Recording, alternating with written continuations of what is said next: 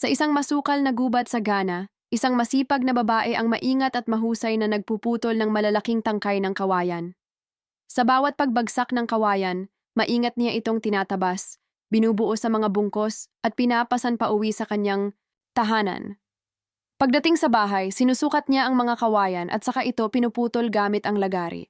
Patuloy siyang pumuputol ng maraming piraso ng kawayan at saka ito hinahati sa gitna upang makalikha ng manipis na mga patpat.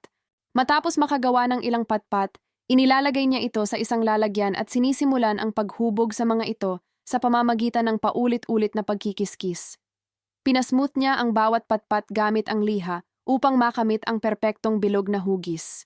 Kapag naihulma na ng maayos ang lahat ng patpat, isinasawsaw niya ito sa tubig at iniiwan ng magdamag. Kinabukasan, pinakukuluan niya ang mga ito sa mainit na tubig upang tumibay. Matapos pakuluan, maingat niyang hinuhugasan ang mga ito at inilalagay sa ilalim ng araw upang matuyo. Kapag ganap ng tuyo, ang mga patpat ay ganap ng nagiging makinis at perpektong tapos na chopsticks na handa ng gamitin.